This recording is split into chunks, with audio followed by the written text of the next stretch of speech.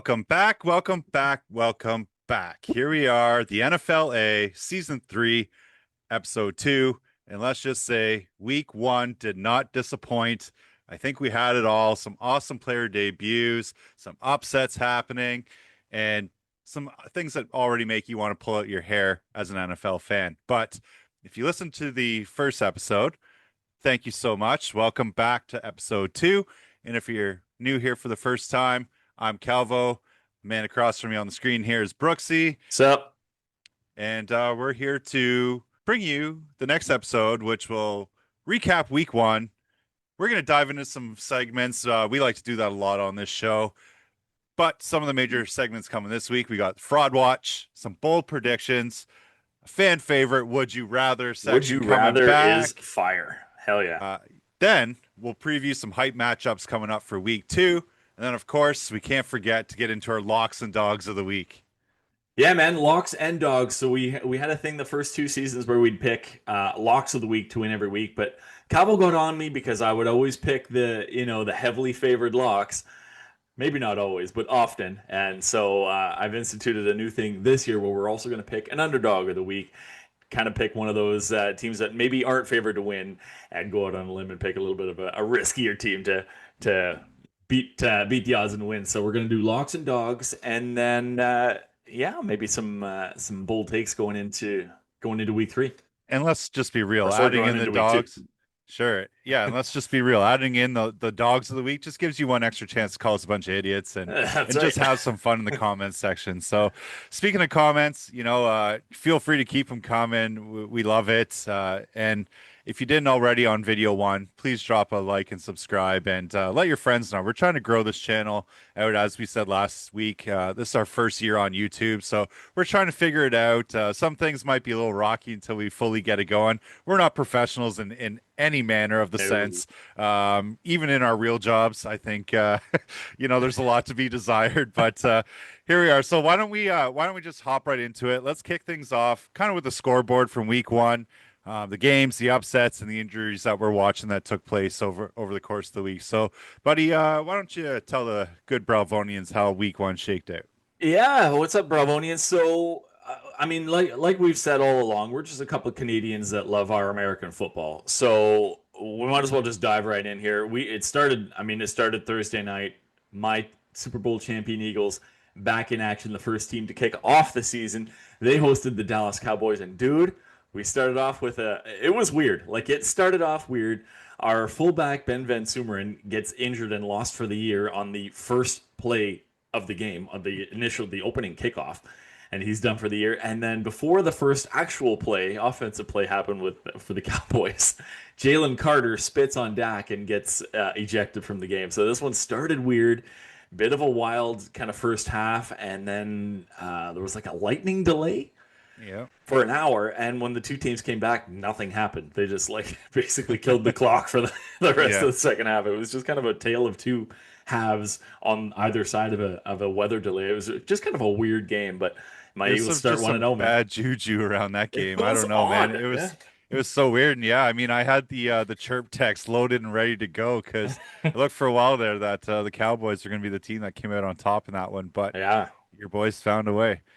And speaking of finding a way, game in Brazil, Chargers versus the Chiefs, and the Chargers finally get some revenge on Mahomes and those pesky Chiefs, winning 27-21 on foreign turf. And man, that was a pretty exciting game.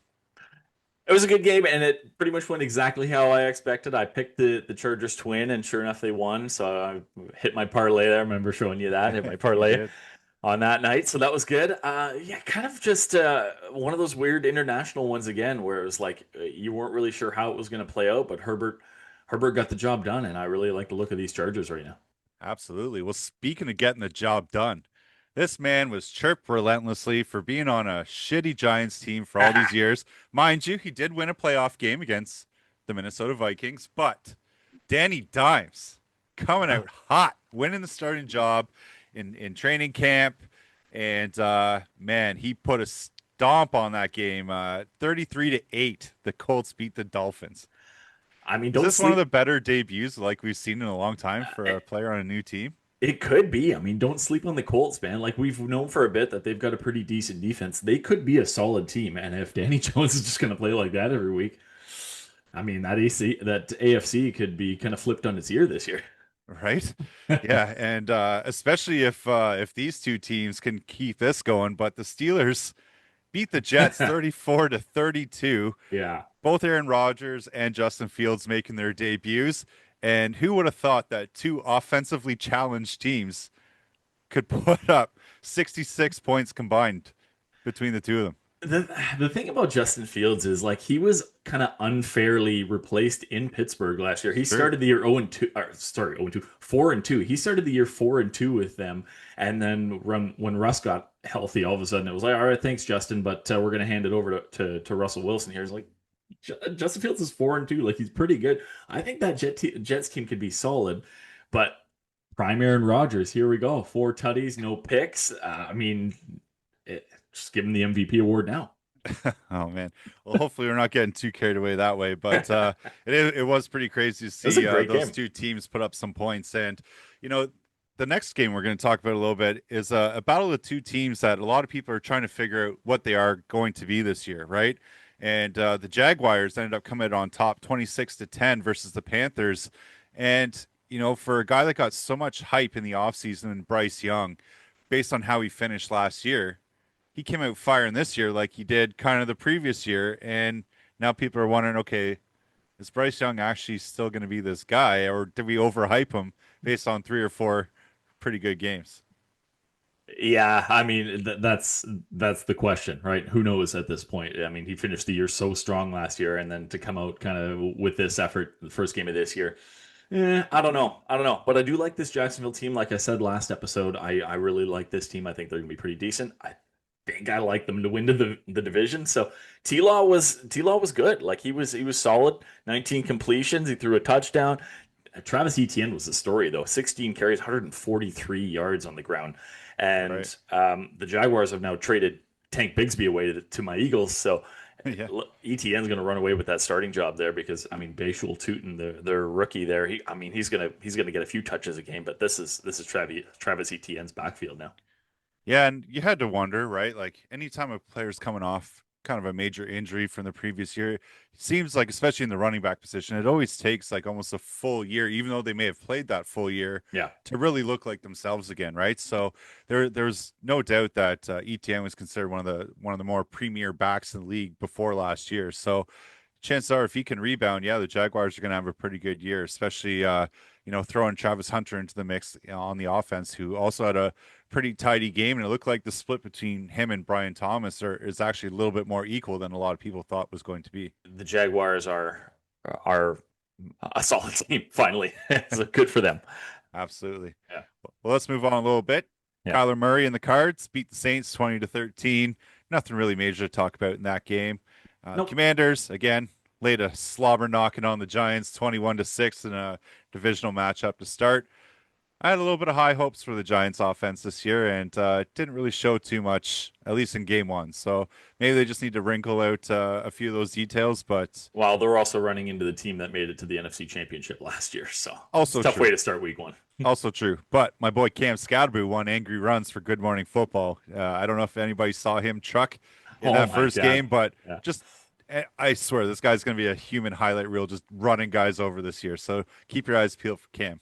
And he didn't even have the ball in his hands. The one highlight I saw of Scadaboo, he threw a block, but it was one of the most impressive blocks I've ever seen. Right? Yeah. Hey, got to do it all when you're This guy's running back. buying it. He's buying in. He's on board. Yeah, Absolutely. Put your head out there. that's One it. of the other more entertaining games of the week, also a divisional matchup.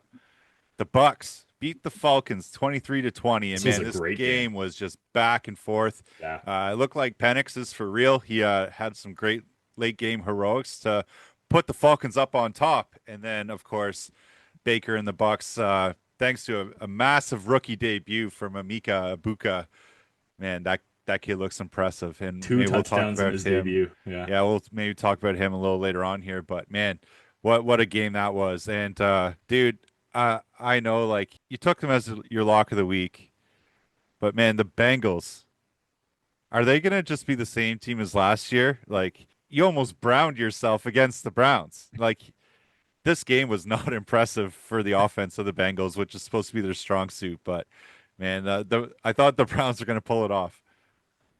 Just want to go back for a sec to the Bucks game. I think we're going to see a lot of that this year. We're going to see a lot of like late game heroics out of Baker. This is going to be a team that I think is like they're going to hang around in games for 3 quarters and then finally, in the last quarter, okay, well, let's just jump out on top now. So, but the Falcons look good, I thought, and Kyle Pitts has a pretty good rapport with Michael Penix. So, could this finally be the year for Kyle Pitts? I have him in fantasy again this year. I don't know why I torture myself I doing did it it for too, you. man. Yeah, I did it right. too. So I'm that typical meme. I it am. could be the year for Kyle Pitts. Who knows? But yeah, I almost browned myself. The Bengals barely squeaked by the Browns 17-16. Knew it all along, lock of the week for sure. Never in doubt. But Never in doubt. Joe Burrow looks a little shaky to start the year. We'll say that. Yeah. Speaking of the Bucks, though, I brought it up last week, but Baker's going to win the MVP. I just got a feeling, There's another hot take. Baker MVP. All right. right? Well, Sure. speaking of MVPs, Geno Smith threw for what, like 400 and something yards, beating the Patriots 20-13. The Raiders go to 1-0. How about that, buddy? Can we ever really put Gino with the MVP conversation? I don't think so. Well, of course not. But he was the MVP of week one, Oh, of course not. which is pretty admirable. Absolutely. Well, hey, yeah, Raiders, Pete Carroll era underway, starting strong, and we saw a lot of what we thought we would out of them. They ran the football a lot, and then Gino can also put the ball downfield. So scary moment for them. They lost Brock Bowers, which we'll talk about in a little bit, but yeah, great start to the year for the Raiders, and I thought the Patriots came out a little slower than I anticipated. So we'll see how they bounce back next week. But For sure. team again that had a lot of injuries last year, the 49ers, starting off kind of similarly this year. Yeah, they are. Yeah, but hung on to beat a divisional foe in the Seahawks 17-13. What do you think of that one? That was just another garbage game. I thought a lot of these late window games were kind of meh. It was just typical, low scoring divisional battle, and Niners were able to pull one out late. Right. Yeah. Hey, Kind of ugly game, but week one and week two, you always expect it to be a little bit sloppy, right? And this then this things might be the high point of the Niners season. So enjoy it now, San Fran fans. fair enough. Well, one team that took a lot of teams by surprise last year was the Denver Broncos, Hmm. and a lot of hype around them this year. Got a running game now. Defense is solid still. Bo Nix, second year under his belt coming in here. So how steady is he going to be facing a Titans team that was not favored to do very much? Again, Cam Ward making his debut in this one, and man, those Titans were pesky all game long. Like I know the Broncos won 20-12 in this one, but the Titans were in it pretty much right to the end. Well, I think the Titans have a better defense than a lot of people think. Mm-hmm. Um, I mean, the Broncos. I don't know that there was any doubt about the Broncos winning this, but I do worry about a little bit of a sophomore slump out of Bo Nix. So we'll see. Obviously, the Denver defense is probably one of the best in the league. So Yeah. as long as Bo is just decent, Denver's going to be a playoff team. But yeah, I worry a little bit. Yeah. It wasn't the convincing win over Tennessee I thought we'd see for sure. No, well, Bo was picked off twice in this game against Yeah. Tennessee, and I was all over Titans last year. I think you recall I said, they're much improved. They're going to be a pretty good team, Yeah. possibly win the division, push for a wild card, and then they were just absolute booty cheeks for the whole year. So Solid booty cheeks. Yeah. anything is an improvement, right? Yeah. But another team that wasn't too impressive Oh, this is a great game. in week one was my Detroit Lions. They just could not get anything going offensively, and they lost 27-13. And I know it seems a little lopsided, 14 points, but looking back on it, Green Bay only really had like 2 or 3 explosive plays on offense. And if we could have just limited that, Green Bay actually didn't really do a whole ton on offense. Just as soon as Detroit got down into the red zone, we just looked like the Steelers and the Jets from last year. Just couldn't do nothing. So hopefully that changes moving forward. But there's no doubt that the Packers are a little bit of a wagon right now, especially after getting Micah Parsons. Makes that defense look pretty formidable. And truthfully, we are getting going a little bit later this week, just from some things that have happened along the way. So we have had the pleasure of seeing the Thursday nighter already, and For week 2, yeah. for week two. And yeah, the Packers are looking pretty strong.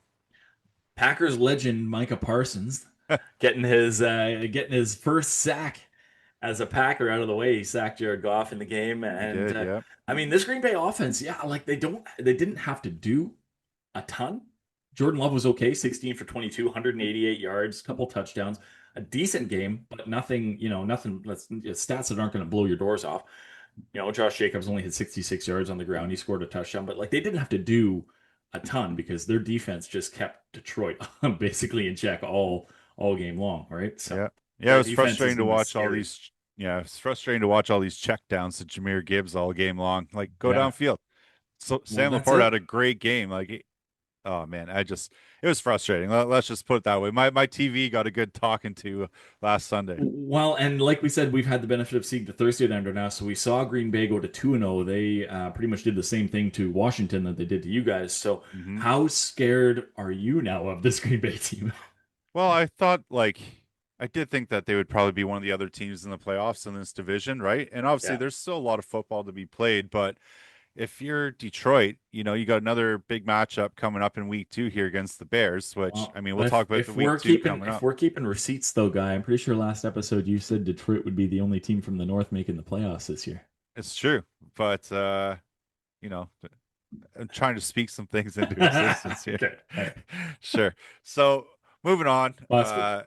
we'll talk about some other stuff later, but two playoff teams from last year, the Rams face off against the Texans, and this was again kind of a sleeper game. I know Stafford didn't really play in the preseason, didn't really get much work in the preseason. His back's all messed up, but I've gone on record, massive CJ Stroud fan, Yep. love the kid. Is it time to be a little bit concerned about him and the state of like the offensive line and the offense in general for Houston? Like even last year, they kind of limped into the playoffs. CJ Stroud was kind of a shadow or a shell of his first year, Yeah. right? And then you come out and you put up 9 points. Now I know the Rams defense. We came on, so we think that they're really good, but like 9 points from a Texans offense, which is loaded with weapons, seems kind of small, doesn't it? Yes and no. I mean, yeah, 14-9, it does seem like kind of a meh game, but these are two teams with defenses that don't get talked about enough. And these are two very, very, very good defenses. So I kind of chalk this up to just a defensive battle game. And McVay came out on the right side of it. But yeah, like if it was just the one game for Stroud, just a one-off, I would say give him some time. But given the year he had last year, I would say it's fair to worry at this point. Yeah. But yeah, Rams go to 1-0, and Houston's got to turn it around quick here. Absolutely. Well, dude, I think.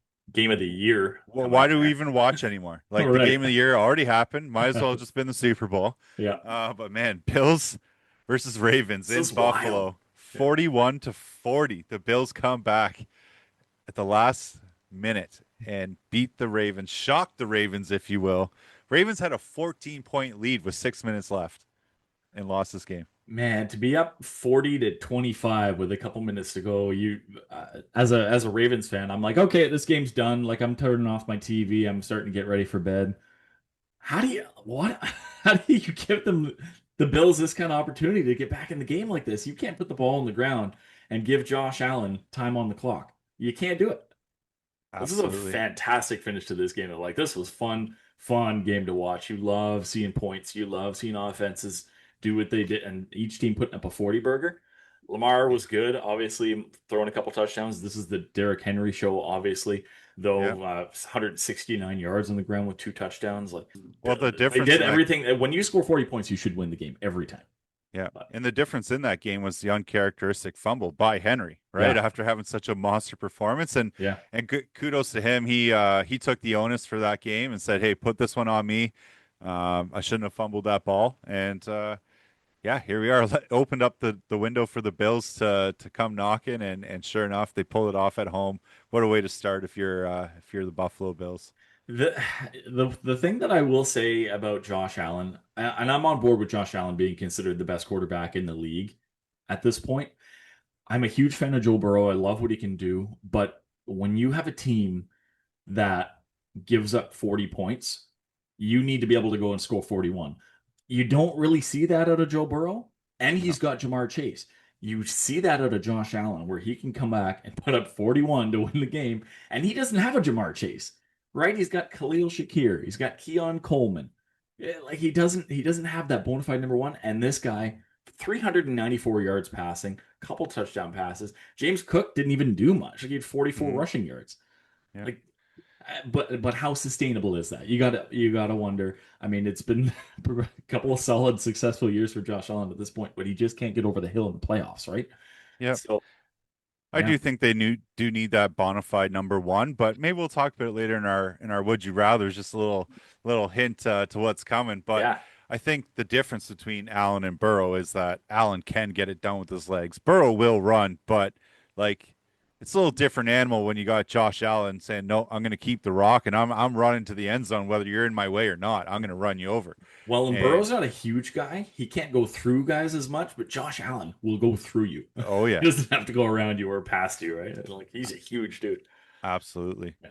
Absolutely. It's basically the equivalent of having Derrick Henry running at you. Like it's Basically, yeah. he's a big ass dude. Yeah. So man, what a great game. And we're also treated to another pretty good one on the Monday nighter. And Division battle. another divisional battle in the NFC North. The Vikings take on the Bears, and the Vikings came out on top 27-24 after trailing for most of that game as well. Second half, JJ McCarthy just came out firing. He was a completely different looking guy. And man, the Vikings pulled it off. It was 17-6 for the Bears, like well into the fourth quarter. And then yeah, JJ and JJ just Hmm. kind of figured it out and got things going. It was a pretty good finish to a week one slate that had a bunch of good games. So Vikings Absolutely. 1-0 under rookie JJ McCarthy. He gets his first win. Absolutely. Well, Not rookie, I guess. Technically, he's a sophomore, but kind of a rookie. yes, you might as well be a rookie. He's not. Yeah, he didn't get to play last year. So, Sure. but speaking of a pretty good week one slate, again, a huge story last year was injuries. So many injuries derailed player seasons, derailed teams seasons, if we're being honest. And we're kind of starting out a bit of a similar note this year. We've got some huge injuries already, and a couple of them started in preseason, but a couple of them actually happened this week and have kind of changed some teams' outlook on what their next couple months look like. Absolutely. And it just shows you why the depth matters, especially early on, right? Like Right. you have a lot of these starters that didn't play in the preseason at all. So when you first get these like live game reps and everything is 110% faster than what you're used to seeing, that's where some of these soft tissue injuries and non-contact injuries start to happen, right? Because you're going from 0 to 60 without having any real reps in there. And I can attest to it last year. Like the Lions defense lost like half of their starters, and somehow miraculously had the season that they still had, Yeah. despite all these injuries. But it just goes to show you why you need to coach up some of these younger guys or have a little strategically placed practice roster so that way you have the depth in some of these like high injury risk positions to fill in, even though they might not be the top quality. But I think we're going to see it. Like, yeah, San Fran came out. They had a lot of injuries last year. And then, they start week one pretty well. Purdy and Purcell looked really great together. Hmm. There's talks that McCaffrey tweaked his calf and then he didn't practice for the last couple of days. He still ended up playing, looked really great. But now Brock Purdy all of a sudden has a toe and shoulder injury. He's going to be missed the next few weeks. Like that's your starting quarterback is now gone week one Yeah. for a third of the season essentially. Yeah. And like, yeah, you got Mac Jones, but what has Mac Jones really proven to anybody, Nothing. right? Not only that, like Jennings is still hurt. He's cleared. I guess he's going to play this week, but I mean, how like close to 100% is he, right? And Right. then not to mention probably your best player on offense is now injured as well and placed on the IR in George Kittle. So that's three massive pieces to the offense that are gone. And if you think of Not Calvo CMC's, forgetting that the 49ers have a guy named Christian McCaffrey. well, yeah, I get that, but now this is what I'm transitioning to. You have CMC that you're trying to be a little bit more cautious with. Right. That's why you go out and get Brian Robinson, right? For a little bit of backup here. But now how much more load are they going to have to put on CMC just to be a shadow of the offense, right? So this is how things can slowly start to snowball if you're one of these teams that are put in this position early. Increased workload or not, I think CMC will be out for the season by week 4. It's inevitable. Let's be honest. Right. But yeah, like it makes it tough. You got Mac Jones coming in, who was pushed out of New England because he was terrible. So, Right. I mean, I don't expect him to do a whole lot better in San Fran. Maybe he will. There's a little bit better offensive line there, I think. So definitely a little bit better Yeah. defense there. So maybe they'll be Better able to coaching get too. better coaching. Yeah, so maybe the defense will be able to get off the field a little bit more often and get Mac Jones more opportunities to drive down the field with some better, slightly better weapons Yeah. and stuff like Well, that. So hey, I guess we'll see. But yeah, you definitely don't want to lose your guy Brock Purdy for any length of time, especially since you just paid him. right. So Right. Well, hey, Mac Jones helped Brian Thomas have over 1,000 yards last year. So maybe there's a little bit of hope if you still got Ricky Pearsall and CMC in your fantasy lineups. yeah, Maybe there's yeah. still a slimmer of hope, but definitely it hurts when you lose your big weapons, right? And KC's about to figure this out too because Xavier Worthy, if anybody didn't see it, him and Travis Kelsey collided on a route, and Worthy went down pretty hard and basically busted up his shoulder. Now they're saying he might play in week 3. He's not going to play in week 2, but they're saying he could have a full harness on his shoulders. So it'll be interesting to see, what kind of production he can put up if he does actually play in week 3. If I was the Chiefs, I'd probably sit him out a little longer than that, just make sure he's good. But again, with how short the season is, teams can't afford to have their big players out for multiple weeks, right? Well, especially since KC started 0-1, you can't really keep if you can get a guy back in the lineup, maybe you try it, yeah, right? Because you don't Well, want you yeah. don't want to be getting behind the other teams in your division this early. So Well, especially with Rice being suspended for the with first Rice six being games, suspended, like you yeah. can't really have that many more weapons out, especially with an aging Travis Kelsey. And really, like Pacheco, I love him, but like he hasn't really been the same since his last injury there. So, That was probably um, the nicest hit Travis Kelsey's ever thrown. Actually, if we're right? being honest, like that was a great hit. Yeah, good little pick and run right there. That's right. But a couple of injuries that I'm concerned about, buddy. In it, I don't. You never wish for guys to get hurt. So but it kind of benefits me in the sense that in one of my pools, I've got both Matthew Golden and Ja'Cory Krosky Merritt, and Bill, you mean? both of them played. What's that? Bill, you Yeah, mean? Bill Krosky Merritt. Yeah. So both of them played on Thursday night. Both of them shit the bed for me, fantasy wise. Hmm. However, with the Austin Eckler injury, he's done for the year now. He tore his Achilles. So I think Ja'Cory Krosky Merritt, his opportunity in that offense just exploded. So he's Yeah, going to there's get all nobody kinds of else. touches there now. Yeah, well, exactly. Right. So it benefits me going forward, although, Krosky Merritt didn't do much for me this week, but Matthew Golden didn't either. And he stands to gain a lot now as well with Jaden Reed for the Packers going down with a broken collarbone. He's going to miss it like 6 to 8 weeks now. So Right. yeah, Hey you man, never this is hurt, you how never hope for guys to get hurt, but this is huge for me going forward in that one pool anyway. well, even just for your division alone, right? Like Yeah. losing like this is a little bit of karma, right? Like commanders are like, okay, Bill's doing amazing. Let's get rid of Brian Robinson. Yeah. And now Austin Eckler goes down with a torn Achilles on a non-contact play. Yeah. And again, that's just lack of reps and the conditioning just not fully being game ready yet. But Jaden Reed, kind of a fluky play, right? You go to catch a ball, land on it wrong, and it breaks, right? Yeah. And but this is why they say next man up in the NFL, and this is how some of these rookies, especially highly touted rookies, get their opportunity to shine. So see if these guys can run with it. But I think it's time to move on. Yeah. Obviously, injuries are going to be a major factor probably again this year. That is just the NFL for you.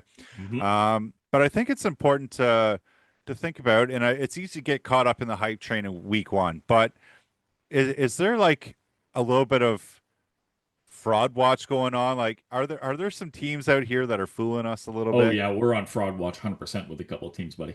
Yeah. Well, who's on your mind? It's a team that I was calling frauds all last year. I'm gonna call them a fraud again this year. Kansas City Chiefs. Ooh. I honestly think that their window, like they're gonna have to retool. I don't know if they're in for a full-on rebuild. Mahomes is still young enough, but they definitely are in for a retool. I don't think they're the best team in that division anymore. I actually think they might be close to the worst division team in that division this year. So I'm gonna go out on a limb right now. Maybe. Oh, should we do our hot takes later? Yeah. Let's do our hot takes later. Later. Okay. Chiefs on fraud watch, buddy. Well, that's fair. And I I think they go think 0-2 to start the year this week. well, anytime you're missing those kind of weapons, right? You start off 0-1. Obviously, tough matchup in week 2 against your Eagles Super Bowl Yeah. rematch. Um, I don't think you can ever fully count them out with Mahomes still there, but yeah, I think their defense is always sneaky good too. But I don't know if I'm ready to call them a fraud just yet. But one team that I do think is a fraud is the Steelers. I don't think what they did is No, sustainable. no.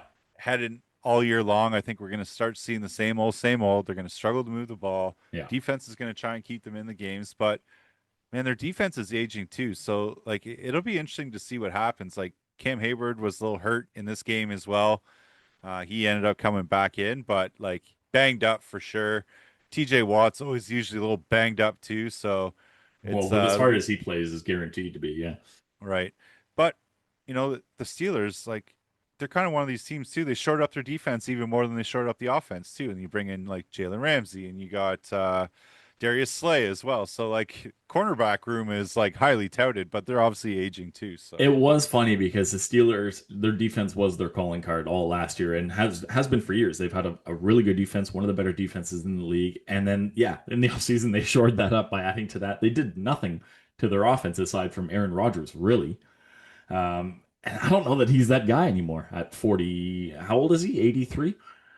40 and looks 41? like it, Yeah. especially moving around with that big old dome on his head. Oh my God. Yeah. So, yeah, I would agree with that. The Steelers, watch for them to be frauds for sure.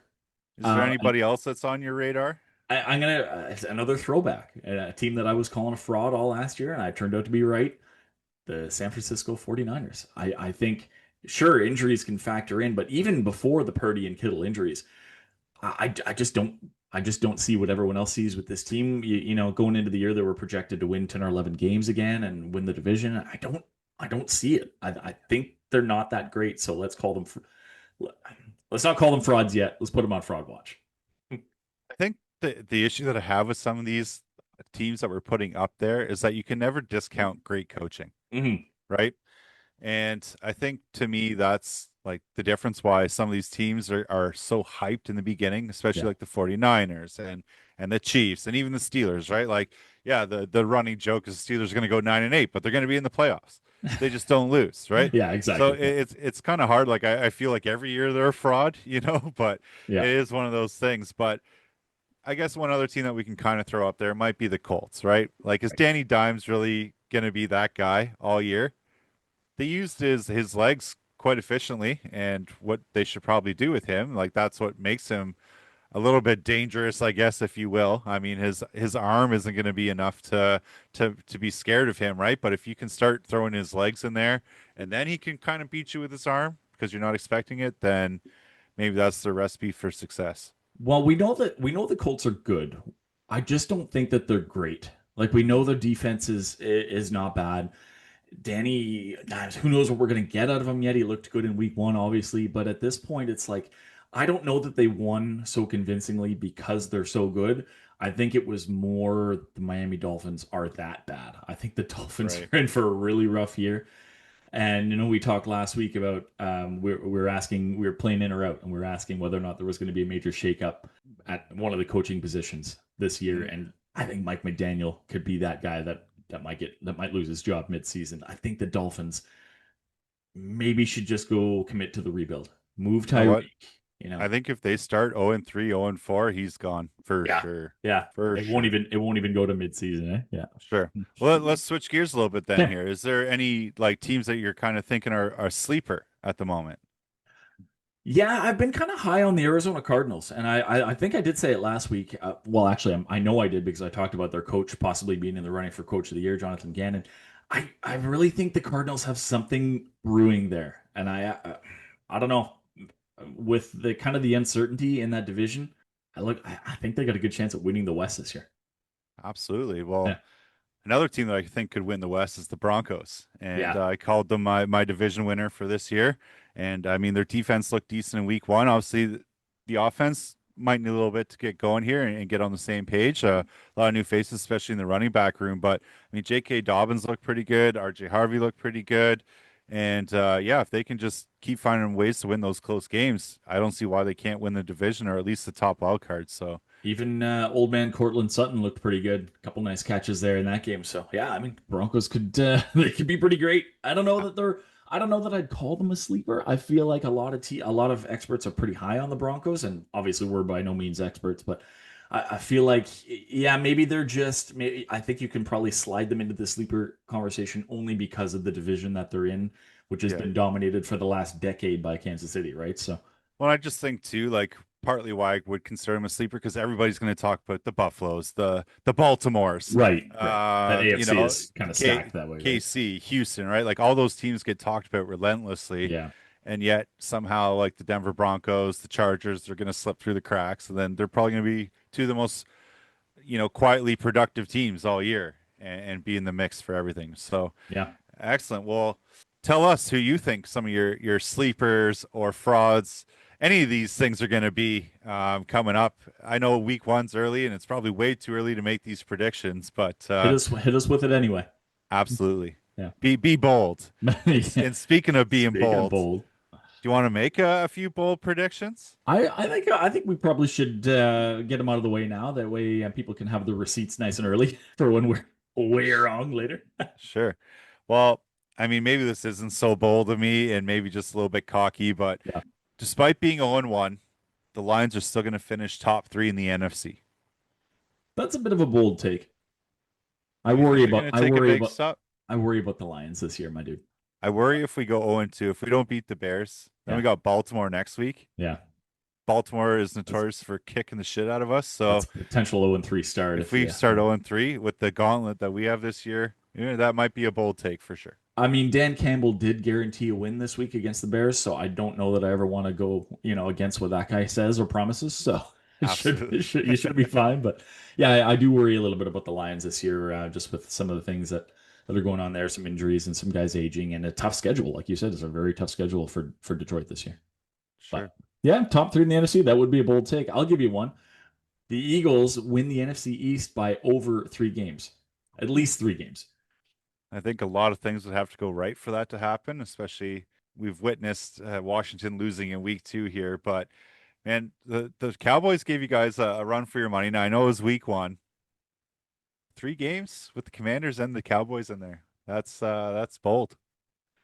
I mean, again, with the Eagles, none of the starters played the preseason, so I think a little bit of rust shaken off, and that's maybe why the first game was a little bit, not so convincing of a win. But we also were playing without Jalen Carter, right? Who got ejected before the game started. So when you're without your best defensive player, that changes things a little bit too. But Absolutely. yeah, no, at least 3 games, buddy. Calling it right now. Man, that's gaudy level bold right there. Right. Well, I got one more bold take for you, buddy, and it's going to be kind of one of those middle of the road teams that, or maybe on the lower side of middle of the road, that a lot of people don't think are going to make the playoffs. And I'm going to go out on a limb and just say that they will make the playoffs. It's the Las Vegas Raiders. Did I say this last week? You may have. Okay, may have been a hot take last week, but that's going to be my bold take for sure this year. I think the Raiders, I think I actually kind of like them to win this week at home in the Monday Nighter against the Chargers. I just have a weird feeling about that game. I like them to start 2-0, and I like the Raiders to be a playoff team this year. That's fair. That's Yeah. fair. What do you think? Mid-level team, bold Yeah. take. Give me a mid team. The Like, what do you think Carolina about okay. Carolina Panthers Panthers. are going to get the last wild card spot. And I Wow. think it's going to come down to week 18. As it always does in that division. Yeah. Yeah. But I think they're going to find a way. They're going to get hot in the middle of the season and give her. Really, eh? Bryce Yeah. Young going a bit of a heater, eh? With For Tet. sure. I I like it. like it. I Yeah. like it. Okay, solid. Excellent. Well, again, drop your comments below. Give us some of your bold takes. And then maybe, we'll clip some of these like top tier comments that people drop in. And maybe like one episode will have like the viewer says section, Yeah, right? And we'll I like that. compare against ours to see who's right and who's wrong. Because as everyone knows, there's lots of trolls out there that think they know more than other people. I'd be okay with putting that up. We can compare and show everyone just how much smarter we are than everyone else who watches. Absolutely. Yeah, I like that. Yeah. Yeah. Why not? Yeah. Sounds good. So then with that in mind, why don't we move on to a little section that we both love this one, and a lot of our Belvonians in the past have liked this one too, and it's Would You Rather. And if you're unfamiliar and you're new here, basically all we do is we take some scenarios and we compare them, debate them, And and ask kind of like, what side would you rather be on, yeah, basically. Yeah. what Yeah. side would you rather be on? It's kind of like in or out, but this one we kind of expand a little bit more on our opinions. And maybe I'll start here and I'll give you. Yeah. Would you rather have like QB consistency or this highlight reel QB that, maybe he's a little bit more risky, but it could pay off, get you some extra wins? Which side of this are you on? I think I'm gonna the logical answer says to go with QB consistency, Hmm.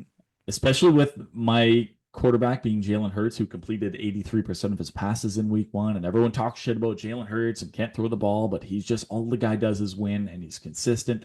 However, Is it easy to complete 83 passes when you throw like 10 times a game though? he threw like 22 times. So shut Oh, up. did he? And none of those went to AJ Brown? Weird. Well, one of them did. One. Okay. I'm gonna go with the highlight reel QB because of how good the Eagles defense is. I think when you have a defense like Philly does, that you can trust to get, the opposing offense off the field more often than not, you can you can go with that risky explosive QB who's gonna, like the Mike Vick, and he'll just run it all the way down or fucking bomb it 80 yards to Deshaun Jackson. Like Right. those 2010s, like the golden days of like Vick on the Eagles. He's risky as hell, but explosive, and that's so fun to watch, especially when you have a defense that can. All right, fuck, he threw a pick, but whatever. Our defense is just gonna make the opponents go 3-0 right here. So Vic will be back on the field in 30 seconds. So For sure. yeah, Well, you know what? I love guys like Baker and Jared Goff, right? But like, let's be real. The guys that put asses in the seats are the Allens, the Lamars yeah. that'll run you over.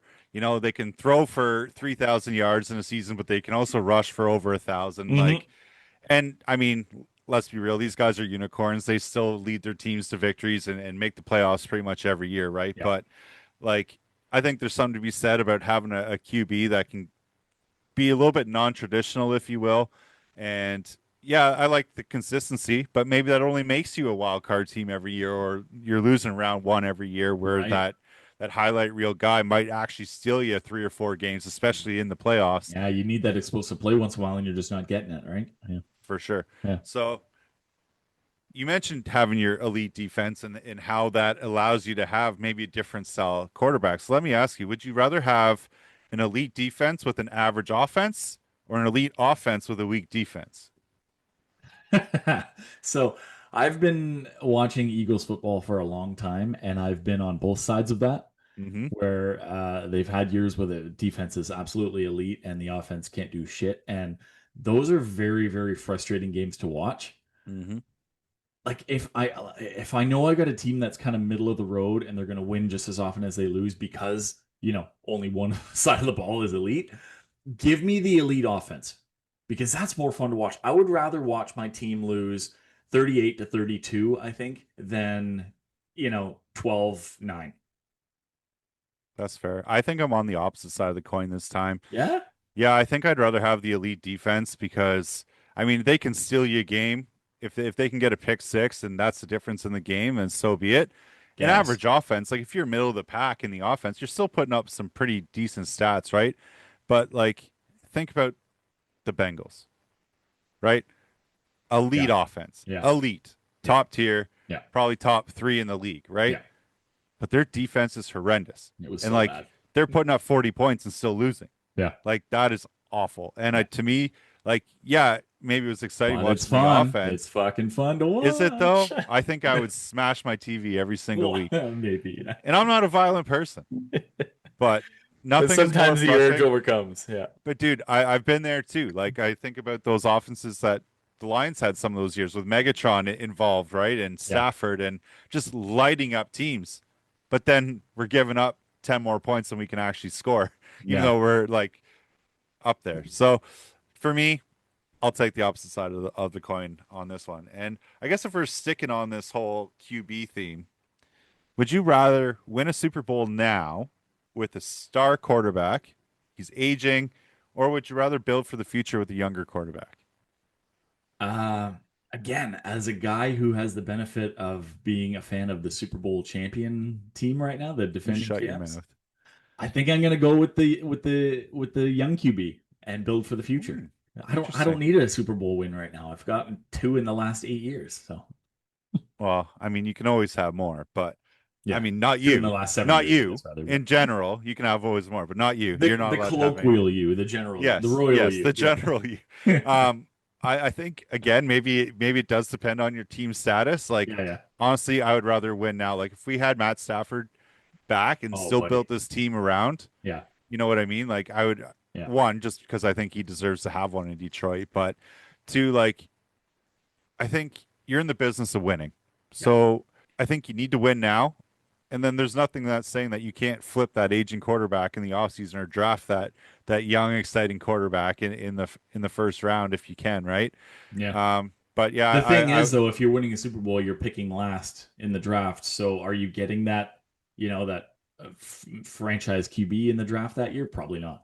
no, but I mean maybe you can package him up with that aging quarterback with that first pick, Yeah, and I mean, with right? that said, Jalen Hurts was picked in the second round. So Right. So I mean, yeah, it's always a crapshoot, but I yeah, think for me, I'd rather win now.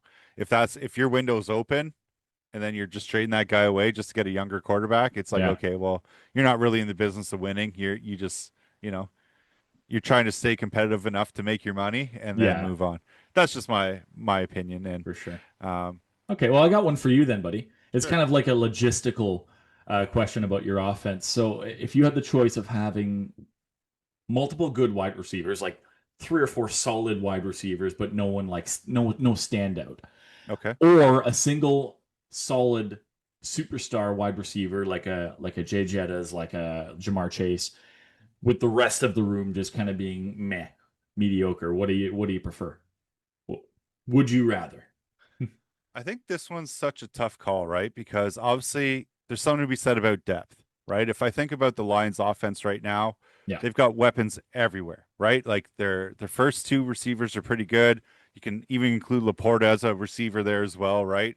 So you have three legitimate options that you can throw to, um, which pulls defensive players, which makes it a lot more stressful for the defense. yeah. But then I've also seen Calvin Johnson out there and Mm-hmm. three guys on him, Mm-hmm. and I think there's something to be said. For me, I think I'd rather have the superstar wide receiver Yeah.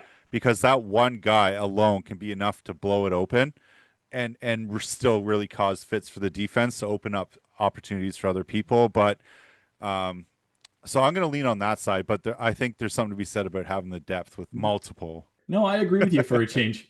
I think that like if you have a guy like Justin Jefferson, AJ Brown, Jamar Chase, Megatron, yeah, you can triple cover those guys, and a lot of the time they're still going to make the catch. And even if they don't, every other receiver that's running routes on that play, is in single coverage.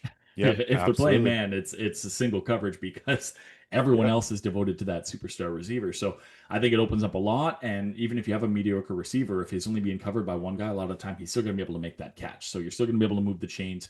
Give me that superstar that puts up like 50 fantasy points regularly. Sure. And I mean, even outside of the fantasy, right? Like, Yeah, again, if I bring up Megatron, right? And then if you think of the days that they had Golden Tate too, right? Like, I'm, yeah, I'm going to assume that my number two can win one on one against your number three or four because you've put in two or three guys on Calvin. exactly. And like some of my favorite videos of Calvin are watching like the Saints defense or calling over like three guys and he still goes up over top of them and catches it. Like, it's unreal, right? So I don't think you can really discount having that elite talent on your team, No. regardless if it means sacrificing some depth. But And that's why those guys get drafted so high and make so much money, right? yeah, There's a reason for that. Yeah. yeah. And I think that's where the funness of watching those players comes in, despite if you might have that weak defense, like we just kind of talked about Mhm. a couple questions ago here, right? But Yeah. again, that's our would you rather for this week. But again, drop your comments down there. Let us know who you would rather, or maybe throw us a couple extras that we can use in a future segment that we may not have thought about. Or tell us why we're wrong. We love to hear it. Convince Absolutely. us, convince us of the opposing argument. Yeah. My So wife does that enough, buddy. I don't need one exactly, more person exactly. telling me I'm wrong. You do need Sure. more people telling you. Got to stay in check, buddy. That is fair. That is fair. Reel me in a little here. All right, buddy. Well, let's talk week two. We don't have to spend too much time here, but let's hype a couple upcoming matches. What are you excited to see coming up here in week two, my man? Well, obviously, to be a homer here, Lions have their home opener this week against the Bears. Yep. Obviously, lots to talk about in this one. Ben Johnson making his return to Detroit, the struggles that Detroit had in week one. So Yeah. it'd be interesting to see how our defense responds. Not that I thought they played bad last week. I think the offense was our weak point, but knowing what system is coming at them, Yeah, Ben Johnson on the but other sideline coming at you also this year. interesting to see how Ben is going to try and pick apart our defense because he knows them quite well too. Right. So I think this one's going to be a lot closer than maybe people anticipate. I know Detroit, I think, was like 6.5 favorites last I saw. I think it's going to be a little closer than that. I obviously hope it's not, but I think that's going to be the keys to success here is seeing our offensive line kind of rebound a little bit, have a little bit better communication, Yeah. us finishing in the red zone and limiting those turnovers against a pretty stout Chicago defense. Those division games are always kind of a crapshoot, and you never know what's going to happen. But it could Yeah. be a bit of a slugfest. I'm kind of excited for that one. Another one that I'm looking forward to. I mean, not to be a homer, but Super Bowl rematch right here, Philly into KC to play at Arrowhead Sunday afternoon, 4:25 start. So that's obviously it's going to have a lot of eyes on it because there's only like three afternoon games this week, and Philly KC is the last starting one. So Yeah. kind of the later slate's going to have a lot of eyes on it. I'm really excited to see how that one finishes. I really hope Mahomes isn't in a position to go down the field at the end and, and win it. But yeah, I mean, it's tough. A lot of people are like, oh, I can't see KC starting 0-2, and they've never lost three games in a row, obviously dating back to last year. They've never lost three Right. games in a row under Mahomes. And it's like, well, okay, history doesn't dictate future, occurrences. It doesn't mean that, the first time for everything, right? So, Absolutely. And I think yeah. week two is bringing some interesting matchups, like teams that you don't necessarily get excited to necessarily watch, especially playing each other. You got like Panthers, Cardinals, Yeah. Seahawks, Steelers, Rams, Titans. Like these aren't barn burner games, but No. maybe two other ones that I'm really excited for. Maybe even three if we want to include the last Monday nighter there. There's two this week, by the way. Hmm. But the Sunday nighter. Falcons versus the Vikings, I think, is going to be a pretty stellar game. It's in Minnesota again, so be interesting to see how those two teams duke it out. Both teams are kind of structured similarly, like to run the ball, try and beat you down deep if they can, and then kind of rely on your defense to get some takeaways if you can. So that should be an interesting matchup for me. Yeah, I'm kind of curious to see how Jacksonville does going into Cincy, especially after what Cincy did last week, barely getting by the Browns. But that one Yep. kind of interests me. But for the most part, yeah, most of the games this Sunday don't really move the needle for me as far as like, oh my God, I gotta watch that type of thing. But yeah, those late games, like you said, that Atlanta Minnesota game is going to be good. Both Monday nighters, I'm actually looking forward to. So forget the Sunday Right? games. Let's just go right to Monday night, Tampa Bay and Houston. That one, I mean, that Yep. one has the That was potential to going to be the be other game I picked too. electric. Yeah, right. So, and then Yeah. Chargers at the Raiders. I really like the Raiders in their home opener. I really think that that game could be closer than a lot of people think. You know what? I really It'd be hope the good. Raiders pull that out because, like, Those especially if division games, Casey man, it's loses, possible. man, if KC loses and the Raiders win, like the Raiders are two games up on Two KC, games like up on that's Casey. Yeah. that's insane. That's That's what I'm insane to saying, me. man. But Like this is going to be a interesting division this year. I'm here for it. absolutely. Well, are you bold enough then to put a lock of the week out there? So yeah, we do our locks of the week and dogs of the week now. Like we mentioned earlier, our week one locks were Denver. Calvo picked Denver. I picked the Bengals. Obviously, Denver won and the Bengals won. So we both got Hmm. that. Your dog was your Lions, and they blew it. Fucking blew it. My dog was the Bills, and somehow they didn't blow it. That's just what it did. But I'll start 2-0. Hell yeah. And so what do we got for week two for locks? Who are you going with? The lock, I think I'm going to go with the Rams against the Titans. I think I Yeah. saw enough from the Rams in week one, even though maybe it was a little bit messy, but I think they'll clean a lot of stuff up, and I think Sean McVay will have that team riled up, ready to go against, in my opinion, a little inferior team. Yeah, let's be serious. They are inferior for sure. So it should be a solid Rams win. I'm gonna go with the Ravens. I don't think that there's a chance that they lose at home to Cleveland. Oh yeah, Yeah. good call. Solid lock. So let's pick our dogs. Little safe one. Solid, yeah, solid lock for That's sure. the locks, buddy. Fuck off. Hey man, I hope hey, Browns beat the Ravens If last you're year. still in a survivor Just so you pool, I know. take the Ravens confidently. The Browns beat the Ravens last year, and they got old man Joe back. So who knows? Who knows? I mean, I don't think it's possible in the That'd be NFL. wild, Look, man. I hope not because I have Ravens in Survivor, but yeah. you never know. So who's your dog then? I'm gonna go with I think the New England Patriots are somehow 1.5 point dogs in Miami. I think Miami's a train wreck this year, and I really think the Patriots could be, I don't want to say good, but solid. So I'm going to go with New England. What's the temperature in Miami today? 127, I think. Oh, perfect. So the Patriots are going to get cooked on the sideline, Yeah, and that's why the Dolphins are the favorites in this one. But that's it. Yeah, yeah, I mean, hey, they should pull it out. I mean, I think the Patriots are a better team than the Dolphins right Yeah. now, but Dolphins are going to be desperate for a win. They can't start 0-2 in that division and hope to do anything decent. No. But my dog of the week, Super Bowl rematch. I'm going to take Oh, the come on. KC Chiefs Oh, you're not. in Arrowhead, and I'll tell you why. Chiefs are going to be a little rowdy for this one, buddy, I think. And they got embarrassed. You guys flat out embarrassed them in the Super Bowl on the biggest stage. Yeah. Obviously, Taylor Swift is going to be there. The bad juju that she wonderful. brings He's an Eagles fan. That's fine. against visiting teams. But more realistically, Patrick Mahomes has never lost 3 games in a row, ever in his career. Oh, here we go with this shit again. And history repeats itself. And they're going to have something to prove. So my dog of the week is going to be... Nope. First time for everything. He's about to go on a 3-game losing streak. It's a solid pick, though. When can you ever pick KC as the dog of the week? Never. And that's kind of, it's the narrative that's starting to shift around KC. They're actually starting to be dogs once in a while now. It's kind of nice. Absolutely. Yeah. Well, I mean, I think that pretty much puts a cap on this episode. I think so. For week 1. I think lots of great things to talk about coming out of week 1. Some surprises. Some great games, some injuries. Yeah, absolutely. And some not big deals either. Things that we kind of already knew were going to happen, right?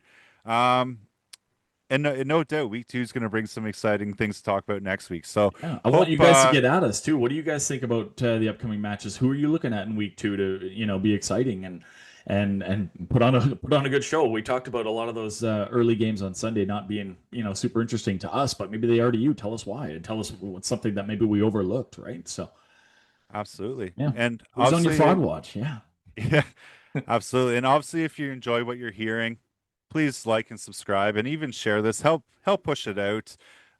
We really want to get this thing going on YouTube, despite some of the challenges that we've had. We're really excited to bring you guys content anymore.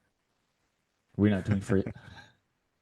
There's Sorry, no such thing. There's no such thing. Yeah, exactly. But no, obviously, we hope that you like the content, and if you don't, tell us too. There's always ways that we can improve, and we always like to hear our fans' opinions as well, regardless if they're worse than ours. Which they're guaranteed to be. Obviously, we're experts here. So.